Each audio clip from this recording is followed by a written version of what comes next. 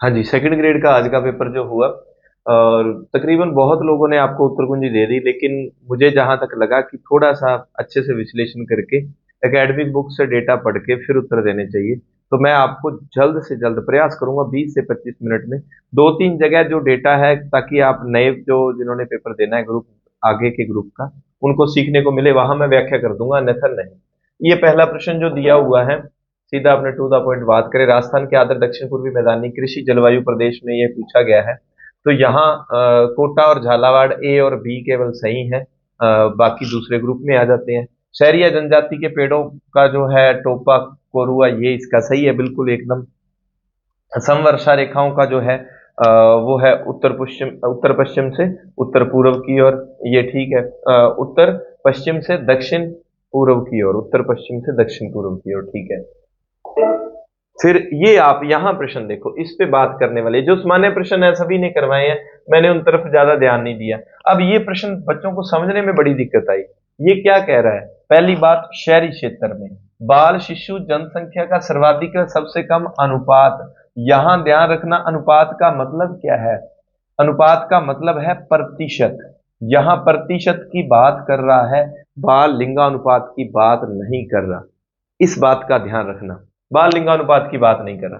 तो ये कह रहा है 0 से 6 आयु वर्ग की लगभग कितने प्रतिशत, 15% से ऊपर आबादी है पूरी, उसमें ये कह रहा है। अगर तो सामान्य प्रश्न आ जाता, शहरी क्षेत्र ना दिया होता कि सामान्यतः कहाँ की आबादी में 0 से 6 वर्ष के बच्चों की जनसंख्या ज्यादा है, तो उत्तर आ जाता जैसलमेर और सबसे कम है गंगानगर। अगर सामान्य आता, शहरी आ गया तो इसका बिल्कुल सही उत्तर है धौलपुर और उदयपुर। धौलपुर शहर में सबसे ज्यादा बच्चे हैं और सबसे कम है उदयपुर शहर में। अगर ग्रामीण आ जाता तो फिर डूंगरपुर बाड़मेर वाला उत्तर होता, बाड़मेर में गांवों में सबसे ज्यादा बच्चे हैं। तो ये प्रश्न क्या था? छोड़ने वाला प्रश्न था, करने वाला था नहीं। अगर वैसे किसी का तुक्का लग गया तो बात अलग है। निम्नांकित में से किसकी ऊंचाई समुद्र तल से सर्वाधिक है? यहां एक इंग्लिश में जरूर पढ़ा करो, इंग्लिश में वर्ड जरूर पढ़ा करो, तो उससे आपको अंदाजा हो जाता है। निम्न में से किसकी ऊंचाई समुद्र तल से सर्वाधिक है? तो ये अचलगढ़ है। ये मैंने बहुत अच्छे से 3-3 मिनट की, अगर आगे के ग्रुप में आपने अच्छे से करना है तो ये मैंने बहुत बढ़िया तरीके से आपको दो वीडियो दी है 3-3 मिनट की, 6 मिनट में। आपका ये प्रश्न गलत नहीं होगा, चाहे तीनों उत्तर मध्य दक्षिण में से दे दे मिक्स करके, लेकिन आपका प्रश्न गलत नहीं होगा। वो वीडियो दो जरूर देख लेना अचलगढ़, ये आपको पता चल जाएगा। ये डेयरी वाले दो प्रश्न आए थे, यहाँ ये बातें क्या है, दोनों ही बातें ठीक है, इसकी क्या व्याख्या करनी है। नेक्स्ट प्रश्न राजस्थान की, मैं अर्थशास्त्र वाले टॉपिक है उनकी आपको व्याख्या दूंगा, क्योंकि वहां से प्रश्न फिक्स है, विदेशी व्यापार वाले में से वहां से आने। राजस्थान की निम्नलिखित नदियों पर विचार करना है। दो नदियां देखो, बेड़च जो है बाएं तरफ से बनास में मिलने वाली, बनास आगे चंबल में मिलेगी, ये होगी, और काली सिंध होगी। तो केवल दो बातें ठीक है। उद्योग में क्या है, ये मंगलम वाला गलत दिया हुआ है, यानी कि केवल तीन सही है, केवल तीन सही है। भारत वन स्थिति रिपोर्ट के बारे में पूछा गया, ये बड़ी काम की बात है। यहां तो 18वीं वन रिपोर्ट है, बड़ा देखो क्या है, वो 36.5 नहीं है, 37.05 है, 57.55 नहीं है, 56.55 है, और ये 640 ही है। अगर तो आता है 18वीं वन रिपोर्ट तो ये आंकड़े थे, यानी कि सिर्फ एक बात ही सही है, केवल सी सही है। लेकिन अगर प्रशासनिक रिपोर्ट पूछ लेता है, अगर प्रशासनिक रिपोर्ट पूछ लेता है, तो प्रशासनिक रिपोर्ट में आरक्षित में आंकड़ा क्या चला जाएगा? आरक्षित में चला जाएगा 3695, और रक्षित में क्या चला जाएगा? रक्षित में चला जाएगा 3, 4, 5, 6, 56.43, और अवर्गीकृत में क्या चला जाएगा? 662। ये इंपॉर्टेंट है। अब क्या है कि किताबों में किसी में ये दिया होता है, ये नहीं दिया होता, बहुत कम आपको देखने को मिल जाएगा कि दोनों आंकड़े दिए हों। तो अब ये दोनों आंकड़े पढ़ के चले जाना, प्रशासनिक में पूछता है ये है और वैसे पूछता है तो ये आंकड़े आ जाएंगे, इस हिसाब से आपको याद रख लेना है। नेक्स्ट प्रश्न, तो इसका उत्तर हो जाएगा केवल दो, ये सही है। तो ये टेक्निकली इसमें थोड़ा सा आपसे मिस्टेक करवाने का प्रयास किया गया था। सूची 1 को सूची 2 से सम्मिलित करना है। ये सामान्य प्रश्न, बाला किला, और ये तो आपको पता ही है। नेक्स्ट, कुछ बहुत ज्यादा आसान प्रश्न थे। बूंदी स्कूल के बारे में दिया हुआ है, ये 10th या वैसे बुक्स में नहीं, थोड़ा सा सेंस से करने वाला था।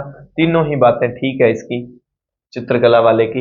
अब चित्रकला में एक एक कला को अच्छे से आप देख लेना, वहां से प्रश्न आता है। रणथंभौर के बारे में, ये जो है इतिहास में, ये मैंने वो जो पेपर का एनालिसिस कर रहा था उसमें इतिहास की बात, मेरा ही विषय वो करनी भूल गया, मैंने 10-11 मिनट की वीडियो बनाई। तो इतिहास में फिक्स है कि मेवाड़, रणथंभौर, जालौर से संबंध जो है वहां से एक फिक्स आना है। और मैंने आपको कहा था कि रणथंभौर या जालौर की तरफ ज्यादा रुझान देता है। तो रणथंभौर में ये 4-5 राजाओं को मैंने अच्छे से आपको करवाया हुआ था। तो वाघवट का आ गया कि उसने जो है सफलतापूर्वक सामना किया था, बूंदी और यहाँ पर बलबन ने आक्रमण किया। तो दोनों ही बातें ठीक है, ये बहुत अच्छे से डिटेल में पढ़ाया हुआ है शॉर्ट वीडियो में। किस नेता को मद्रास प्रेसिडेंसी, इनका तो शॉर्ट में वीडियो बनाई हुई है मैंने, बिल्कुल। मद्रास प्रेसिडेंसी की वेलोर जेल में रखा गया था, ये अर्जुन लाल सेठी को रखा गया था। और जो आपके व्यक्तित्व 10वीं की बुक में पीछे दिए हुए, तो व्यक्तित्व अच्छे से देख जाना। निम्न में से कौन सा संयुक्त राज्य राजस्थान और बृहत्तर राजस्थान दोनों के मंत्रिमंडल में सदस्य रहे? भूरेलाल भैया रहे थे और हड़बू जी सांखला थे। ये बिल्कुल आसान प्रश्न है, सभी किताबों में मिल जाते हैं। भारतीय राष्ट्रीय कांग्रेस का राजेंद्र प्रसाद, जो सुभाष चंद्र बोस जिसके अध्यक्ष रहे थे, त्रिपुरी अधिवेशन 1939, हरिपुरा अधिवेशन 1938, तो इसका उत्तर हरिपुरा अधिवेशन आ जाएगा। अब्दुल कादिर बंदायूनी के बारे में दिया हुआ है कि मानसिंह वाला वो जो सीन था, मानसिंह को जब सेना नायक बना के भेजा गया था तो कौन से व्यक्ति ने जाने से मना किया था? तो नकीब खान ने जाने से मना किया था। इस पेपर में देख लो, चंद्रसेन और मानसेन दोनों पर प्रश्न आए हैं। चंद्रसेन आ गया, मानसेन आ गया, प्रताप आ गया, तो इनमें देखो सभी पे प्रश्न आ रहे हैं। नेक्स्ट, तो ये मैंने डिटेल से 3 मिनट की वीडियो में वस्त्र आभूषण को बड़ा ट्रिकली अंदाज में गदर फिल्म की स्टोरी बना के करवाया था। दुग दुग वाला और वो सारा बुलेट वाला सीन था। तो ये जो है अंगरखी का एक प्रकार है। निम्नलिखित कथनों पर विचार करना है। इसमें क्या है कि ये चैत्र शुक्ल की जगह क्या है, चैत्र कृष्ण आएगा, सप्तमी अष्टमी, है ना। तो ये गलत हो जाता है, ए और सी सही है। ऐसी मिस्टेक मैंने टेस्ट में आप लोगों से खूब करवाई है। जोधपुर के पॉलिटिकल एजेंट के बारे में भेजा गया है कि कौन से सेना नायक को भेजा था? तो कुशल राव सिंघवी था इसका उत्तर। नेक्स्ट, गणेश्वर पुरास्थल के बारे में सभ्यताएं। अब आहड़ और कालीबंगा बैराट तीनों को बहुत अच्छे से पढ़ जाना, तो उसमें से आपको प्रश्न देखने को मिलेगा। ये 2800 की जगह 3800 कर दिया इन्होंने, 2800 की जगह 3800 कर दिया। ये नदी चेंज कर दी, कांतली कर दी, तो ये ढूंढ कर दी कांतली की जगह। ये वाला ठीक है, केवल केवल जो सी है वो सत्य है। घनवाद्यों के बारे में थोड़ा सा, अगर आपको इनके बारे में नहीं पता तो ये आपको पता चल जाता तो थोड़ा सा आसान हो जाता करना, कि जो झांझ है उसको इसने दे दिया कि एक छोटा मिट्टी का वाद्य है। नहीं, धातु का वाद्य है, मिट्टी का नहीं है, तो सी वाली बात जो है असत्य। इसने पूछा क्या कि गलत क्या है, केवल सी जो है वो गलत है। चंद्रसेन के बारे में प्रश्न आ गया। ये मैंने 3 मिनट के शो में अच्छे से चंद्रसेन को करवाया हुआ है। चंद्रसेन नहीं याद हो रहा तो वो 3 मिनट का शो जरूर देख जाना। आमेर के मान सिंह को नहीं भेजा था, जलाल खान, शाहबाज खान और ये सारे गए थे, है ना। जलाल खान तो मारा गया था। निम्नलिखित में से कौन सा युगम सही सुमेलित है? सेंथल शाखा के ये सारे चेंज कर दिए, है ना। तो हरी हरी आएंगे, हरी सिंह आ जाएंगे, है ना। रैन दरिया वाला, ये वाला बिल्कुल सही है। बाकी बाकी जो है सारे उल्टे कर दिए। 2 मंजिला वेदी भवन कहाँ है? ये 4 नंबर वाली बात, यानी कि कुंभलगढ़ दुर्ग में है। फिर मैं थोड़ा स्पीडली करवाऊंगा भाई उत्तर। और प्रश्न, ज्यादातर प्रश्नों के उत्तर, ज्यादातर क्या है कि लगभग 99% आपको ठीक उत्तर बताए जाएंगे। शेखावटी, ये बच्चों ने थोड़ी सी जल्दबाजी की कि हरिभाई किंकर जो है ये तो हमने मेवाड़ में और उधर देखा था, अजमेर की से नीचे नीचे इधर तो है ही नहीं। तो ये हरिभाई किंकर भी थे, ये भी राजस्थान सेवा संघ की तरफ से प्रचार प्रसार करने वहां भेजा गया था इनका। तो इसका उत्तर हो जाएगा बिल्कुल सही है कि हरिभाई किंकर उसमें थे। तो ये गोविंद राम। निम्न में से किस राजवंश की शाखा राजस्थान में मध्य प्रदेश के नरवर कछवाहा वंश आ जाएगा? रचनाओं को मारवाड़ के प्रसिद्ध कवि बिट्ठू मेहया ने अच्छे से चेक किया हुआ है। कुछ लोगों ने इसका उत्तर ये बताया हुआ है, तो इसका उत्तर है झूलना दीवान श्री प्रताप सिंह जी का। अभी लेटेस्ट बुक आई थी ज्ञान सरोवर पब्लिकेशन से, रवि कुलरिया सर की। बाकी सब में मिल जाते हैं। तो यहाँ पर बिट्ठू मेहा की जो रचनाएं दी हुई हैं, तो ये तीनों के नाम है। बाकी कई किताबों में क्या है कि 2-1 रचना मिल जाती है, सारी रचनाएं नहीं मिलती। तो उसमें ये दिया हुआ है, रवि कुलरिया जी जो हिस्ट्री 360 वाले, तो उन्होंने जो है सोर्स भी डाला हुआ था। तो वहां से मुझे ये आसान हुआ उत्तर बताना। परमवीर चक्र विजेता पीरू सिंह, तो ये 10वीं की बुक में जो है वहां उसके बारे में दिया हुआ है। फिर ये बात भी ठीक है, ये बात ठीक है, ये बल गलत है, यानी कि एक और दो, दो बातें ठीक है। कथन दिए गए हैं, इन कथनों को आपने देखना है। अधिकतर क्या कि लास्ट वाला प्रश्न कथन में गड़बड़ कर रहा है। तो हुक्म सिंह नहीं थे, तो ये तो बाद में बने हैं, पहले गुरमुख सिंह जी थे, तो एक और दो ठीक है। एक और तीन नहीं, एक और दो, एक और दो, 4 नंबर बात इसकी है ना। मैं ये पेपर प्रश्न उनके लिए लगवा रहा हूँ, एसएसटी वाले जो है अभी उत्तर कुंजी मिला रहे होंगे तो ये देख लेंगे। तो नगर पालिकाओं की जो है सीटों के बारे में टी होगा ना, हाँ टी। और फिर आ जाता है ये प्रभावी कब होता है, 3 फरवरी 1973 से, इसका ठीक उत्तर ये हो जाएगा। राजस्थान राज्य महिला आयोग के बारे में दिया हुआ था, 3 मिनट के शो में मैंने बड़ी आपको ट्रिकली इसको बताया भी हुआ था, धारा 3 में। अब इन्होंने कहा कि सदस्य सचिव के अलावा चार, चार नहीं, सचिव सहित 4 होते हैं, सचिव के अलावा बात करें तो 3 ही होते हैं। फिर यहाँ बात आ गई कि सदस्यों में एक एससी का और एक एसटी का, तो यहाँ एससी और एसटी दोनों का एक होता है, तो यहाँ इसलिए गड़बड़ हो जाती है। नहीं तो 1 2 3 4 अलग अलग करेंगे तो ज्यादा हो जाएंगे, तो दोनों का एक होता है, दोनों में से एक एक, 2 सदस्य नहीं होते, तो ये भी गलत हो जाता है, ये भी गलत हो जाता है, यानी कि न एक सही है न दो सही है। ये जिनका पेपर है उन्होंने ठीक किया हुआ है। 30 अप्रैल तक के लिए वित्त आयोग में पूछा गया है, ठक्करवाल साहब ने गड़बड़ की होगी कईयों के, है ना, तो इसका उत्तर हो जाएगा 2। वो सदस्य भी है, सचिव भी है। राजस्थान राज्य सचिवालय की सामान्य 1949 में ये बुक पूछी गई थी, मेमोर्स वाली। ये बुक जो है जगन्नाथ पहाड़िया साहब की है। ऐसे प्रश्न तो कई बार नहीं आते, ऐसे प्रश्न तो हमारे दिमाग में, ऐसे प्रश्नों को याद रखना बहुत मुश्किल है।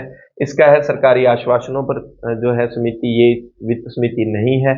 और फिर यहाँ भाई कुछ सोर्स कह रहे हैं सिर्फ जो जयपुर, और कुछ कह रहे हैं जयपुर जोधपुर दोनों है इसका उत्तर। यहाँ जो है मैं दुविधा की स्थिति में हूं।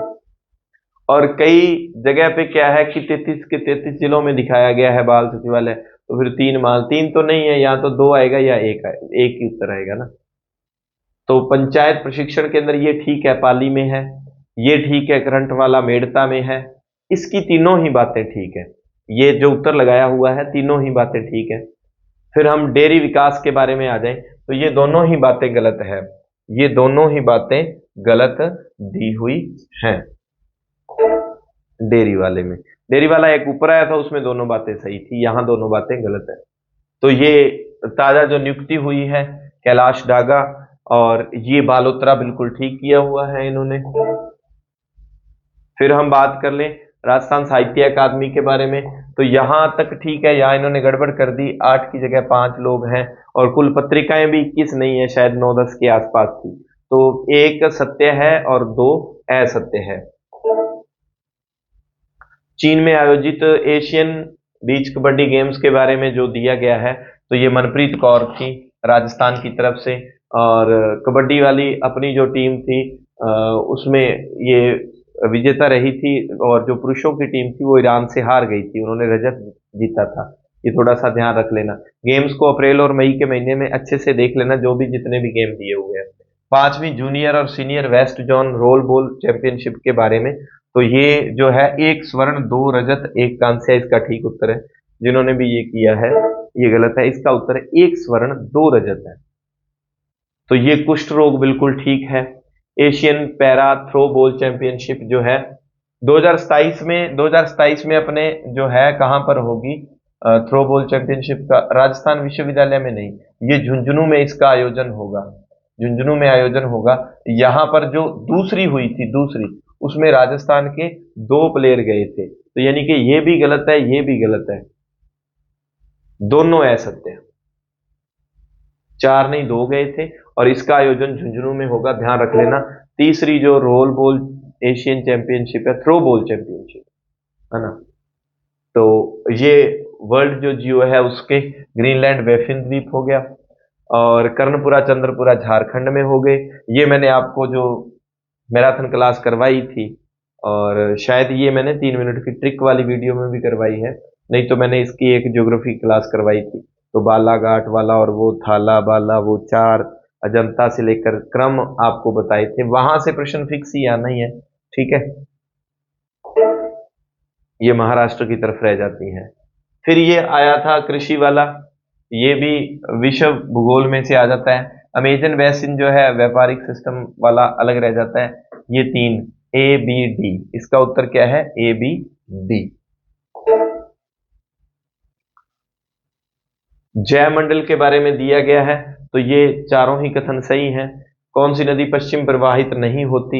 ये स्वर्ण रेखा दूसरी तरफ जाती है। ठीक है।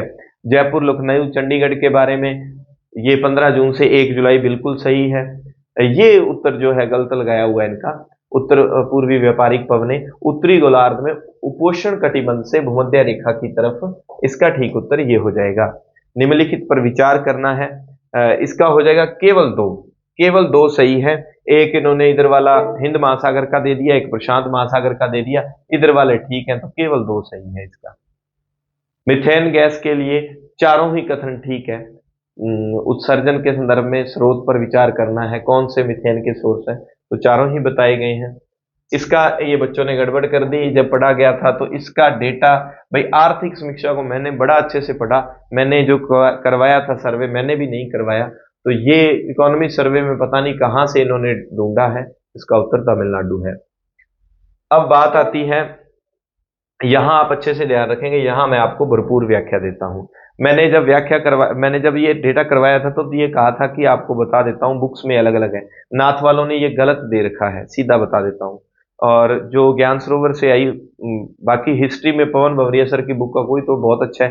जीके की जो बुक है आई थी अपने नाथ की, उसका रिकॉर्ड बहुत अच्छा रहा। लेकिन एक पतली सी इकोनॉमी सर्वे की बुक आई, तो उसमें उन्होंने ठीक, उसमें क्या है कि ये गड़बड़ कर दी। अगर डेटा की बात करूं, यहां पर उन्होंने 2 नंबर पे किसको, इलेक्ट्रॉनिक को रख दिया, सोने को बाद में रखा, तो उससे क्या है कि सारा आंकड़ा ही गड़बड़ हो जाता है। याद रखना, अगर आयात की बात करें, भारत आयात करता है, उर्मिला मैडम ने बड़ी शानदार वो सारणी बना के दी थी। तो पहले तो ये ऑयल वाला आ गया है ना, तेल वाला आ गया, पेट्रोलियम वाला। और 2 नंबर पे क्या आ जाएगा? 2 नंबर पे आ जाएगा सोना, गोल्ड वाला, धातु वाला, कीमती पत्थर, यानी कि 1 और फिर 2 आ जाएगा। 3 नंबर पे क्या आ जाएंगे? इलेक्ट्रॉनिक आ जाएगा, इलेक्ट्रॉनिक, यानी कि ये 3 नंबर पे आ जाएगा। 4 नंबर पे मिशनरी आ जाएगा। तो इसका होगा 1 3 ए सी ए सी ए सी बी डी, ये आ जाएगा। अब आप याद रखना, निर्यात, निर्यात इसमें क्या पूछा गया है?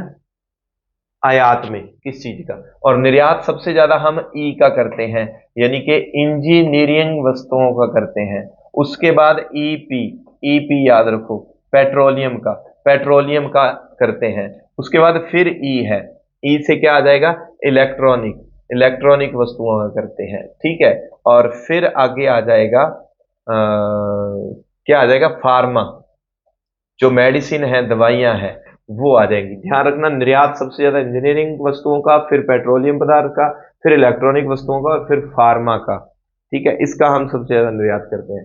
अब एक काम करना, ये बात तो हो गई, यहां मैडम की बुक में आपको बता दूं।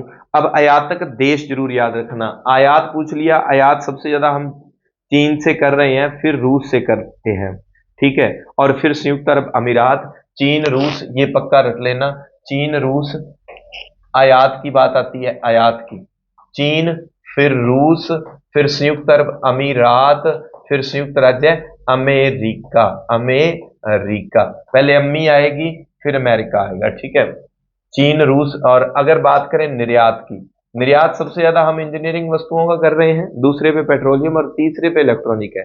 निर्यात वाले देश अगर हम देखें, ये मैडम ने सर्वे का डेटा दिया है, हो गई मिस्टेक, बुक्स में हो जाती है, लेकिन वो दूसरी बुक में जब जिसका मैं जिक्र कर रहा हूं उसमें क्या है कि थोड़ी गड़बड़ हो गई। निर्यात में हम अगर बात करें तो ये उल्टा है, यानी कि पहले नंबर पे अमेरिका है, फिर दूसरे नंबर पे अमीरात है, दूसरे नंबर पे अमीरात है, फिर तीसरे पे क्या आ जाएगा? नीदरलैंड। ये बड़ा अलग ही डेटा है, नीदरलैंड। और चौथे नंबर पे क्या आ जाएगा? चीन आ जाएगा, चीन आ जाएगा, ये याद रख लेना। अब एक और डेटा याद रख लेना इसके अलावा, व्यापारिक भागीदार। तो भारत का सबसे बड़ा व्यापारिक भागीदार अमेरिका है और दूसरा चीन है। ये डेटा दोनों अलग अलग हो जाएंगे, यानी कि व्यापारिक भागीदार में एक तो निर्यात वाला एक नंबर वाला ले लेंगे, दूसरा जो आयात वाला है। तो पहले नंबर पे अमेरिका, दूसरे पे चाइना, तीसरे पे दिया हुआ है संयुक्त अरब अमीरात। संयुक्त अरब अमीरात, यानी कि एक इधर से, फिर उधर से, फिर इधर से, और फिर जो है इधर से। देखो, एक, दो, तीन, चार, ऐसे आप आंकड़ा आपको याद रह जाना चाहिए। और पांचवें नंबर पे है सऊदी अरब। इसको आप रट लेना भाई, मुझे लगता है यहां से आगामी आपको प्रश्न पूछे जाएंगे। भारत के सेवा क्षेत्र के बारे में निम्नलिखित में से कौन से कथन सही हैं? सेवा क्षेत्र के बारे में तो ये गलत है, ये 24-25 है, और इसका मतलब एक और तीन, एक और तीन सही है। नेक्स्ट, प्रधानमंत्री मुद्रा योजना के बारे में ये भी गलत है, क्योंकि ये 20 लाख है, ठीक है, और ये 80% की जगह 70% है, ठीक है। और पांचवा हिस्सा वाला तो केवल तीन सही है, केवल तीन सही है। अगर मैं बात करूं, मुझे अगर भव्य योजना मिल जाए, भव्य योजना, भव्य योजना मिल जाए,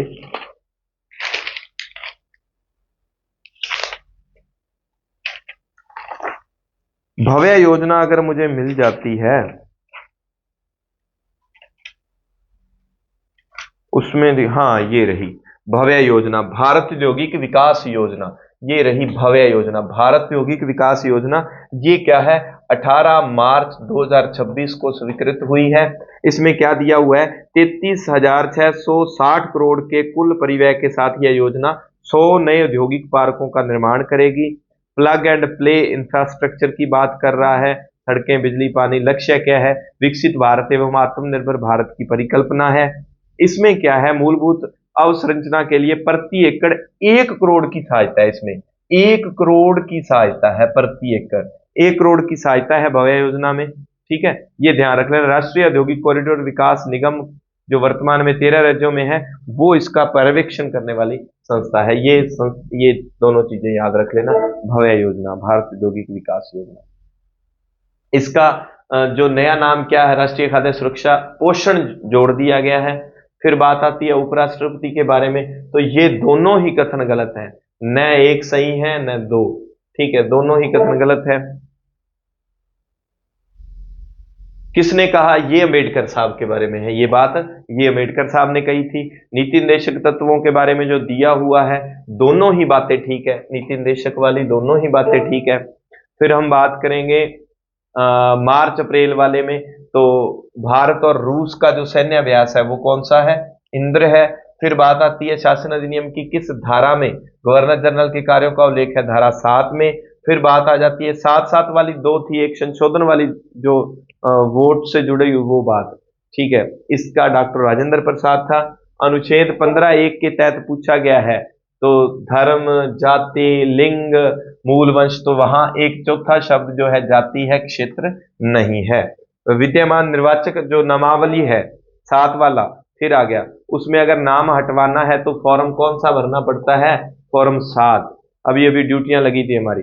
जो व्यक्ति स्वेच्छा से किसी विदेशी राज्य की नागरिकता प्राप्त कर लेता है वह भारत का नागरिक नहीं रहता, ठीक है, ये बात ठीक है, ये कथन तो ठीक है।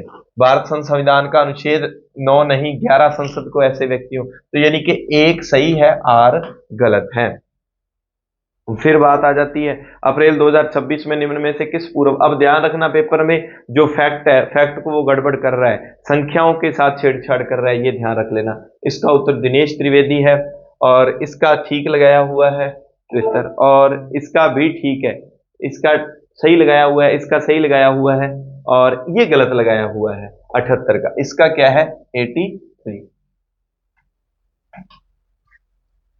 मुझे ये है कि आपका समय खराब ना हो, जल्दी जल्दी उत्तर लगवा दूं। भारत के संविधान के अनुसार कोई व्यक्ति जो राष्ट्रपति के रूप में पद धारण करता है तो इसकी कोई निर्धारित सीमा नहीं है, न्यूनतम आयु सीमा का निर्धारण नहीं। ये दोनों एक जैसे प्रश्न आपको पास पास मिल गए। ऐसा अगर 3 ऑप्शन छोड़ के चौथा ऑप्शन अलग सा होता है ना, तो तुक्का मारना हो तो ऐसा उत्तर लगा दिया करो, ठीक है। अब हम इसकी साइको जो है वो ज्यादा टफ नहीं है, इस मान्य सामयिक जो परिपक्वता की बात है, ठीक है। मेयर का रूसो इनके बारे में आया था, सामयिक बुद्धि के बारे में। और ये समालोचनात्मक चिंतन अवबोध विचारों के संगठन का चयन होता है। अब मूल्यांकन क्या होता है? निर्णय, यानी कि एक का दो विश्लेषण वो आ गया। एक का दो कहाँ है? बस एक का दो देख लो आप, एक का दो सही लगाया हुआ है इनका, ठीक है। और बी का तीन है संपूर्ण घटक वाला। संश्लेषण क्या होता है? सी का चार और डी का एक, विचारों को मिलाकर एक नया रूप देना, ये होता है संश्लेषण।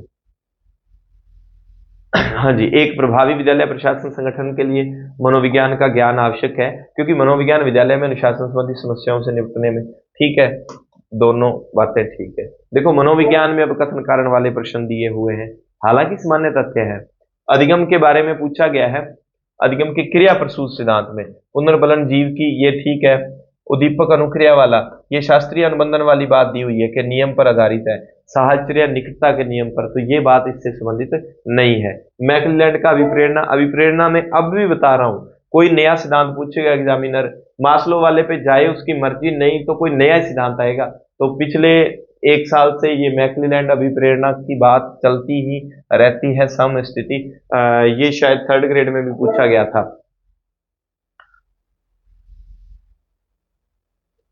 हाँ जी, इसके बारे में स्वतंत्रता की आवश्यकता तब जागृत होती है जब लोग स्वयं को खतरे में ऐसा महसूस करते हैं, खुश होते हैं, बात ठीक है, क्योंकि लोगों को दोस्तों की जरूरत होती है या दूसरों के साथ किसी न किसी रूप में संबंध बनाए रखना चाहते हैं। ये मुझे लगता है व्याख्या नहीं करता, दोनों कथन ठीक है। 21वीं सदी के कौशल नया टॉपिक जोड़ा गया था और उसमें से प्रश्न पूछा है इन्होंने। कौन सी 21वीं सदी के कौशल का महत्वपूर्ण कौशल? तो ये फ्लेक्सिबिलिटी है मेरे हिसाब से। और ये दिया गया है 1 2 3 4 स्टैनबर्ग। हाँ, तो ये सारे एक दूसरे से मिलान करके आमने सामने दिए गए हैं, 2 3 4। और इसका उत्तर नैतिक निर्भरता है। मुझे तो साइको भाई वो उस हिसाब से लगी, ज्यादा टफ नहीं लगी, क्योंकि साइको मैंने पढ़ाई हुई है, तो हो सकता है लगे, है ना। व्यक्तिक विभिन्नताओं के बारे में, स्थितिवाद, इसका प्रतिक्रिया निर्माण है। इसका उत्तर आ जाएगा क्या है? नियमित रूप से होने वाली उत्पन्न होती है अर्समंदशील गुण आत्मों से अनेक आत्मों के समूह मिलकर एक व्यक्तित्व का निर्माण करते हैं। दोनों सही नहीं है, दोनों सही नहीं है, एक गलत है, दो सही है, ठीक है। फिर इसकी बात अगर करें, समावेशन के लिए विद्यालयों को तैयार करने का प्रमुख कारक कौन सा है? तो इसमें कठोर परीक्षा प्रणाली बिल्कुल नहीं होता। अच्छा, मैं टिक लगा दिया करूंगा ना साथ साथ में, ये गलत है, ये ठीक है, ये गलत है, ये ठीक है, यानी कि बी और डी आ जाएंगे। इसमें पूछा गया स्टर्नबर्ग का जो त्रितंत्रीय सिद्धांत है, उसमें कौन सा नहीं है? संक्रियात्मक ऑपरेशन वाला तो आपको पता है, हमारे प्याजे साहब ऑपरेशन प्याज का करेंगे, तो ये नहीं है। प्याजे के संज्ञानात्मक सिद्धांत के बारे में, प्याजे और कोलबर्ग तो एग्जामिनर के फेवरेट होते हैं। हाँ जी, तो प्याजे का जो सिद्धांत है उसके बारे में ये बात ठीक है। बच्चों का सीखना वयस्कों द्वारा किए जाने वाले पुरस्कारों पर नहीं, नहीं, उनसे कोई निर्भर नहीं होता। वयस्कों का सहारा हालांकि जो है स्कैफ फोल्डिंग वाला और उधर रहता है ना, इसमें नहीं रहता, तो ये बात गलत है। यानी कि एक सही है, दो गलत है। ऊपर वाले में एक गलत थी, दूसरी सही थी, ठीक है। यहां एक सही है, दो गलत है। फिर कुछ नई बातें दी गई हैं। चलिए, शिक्षा मनोविज्ञान पूर्वानुमान है, ठीक है, पूर्वानुमान हो जाता है उसका। पूर्व निश्चित के साथ पूरा नहीं, पूर्ण निश्चित के साथ नहीं कर सकते। एक सही है और दूसरा क्या है? गलत है। कैटल के शीलगुण सिद्धांत दिए गए हैं, ये ठीक है। स्रोत शीलगुण सीधा उसका अवलोकन नहीं हो सकता, क्योंकि सीधे दिखने वाले कौन से हैं? सतही शीलगुण होते हैं। एरिक्सन का सिद्धांत दिया गया है, किशोरों को स्वयं के लिए भूमिका निर्धारित करने में मिली सफलता से उनमें पहचान की भावना का विकास होता है, क्योंकि जब बच्चे नए कौशल विकसित करने में असफल होते हैं तो उसमें इससे उनमें हीन भावना उत्पन्न हो सकती है। दोनों अलग अलग सही है भाई, यानी कि ये वाला ज्ञाने का दिया गया है, यानी कि ये उत्तर हो जाएगा। तो कुल मिला के मैंने मेरी तरफ से इसके उत्तर लगाने का प्रयास किया। धन्यवाद। जय हिंद, जय भारत।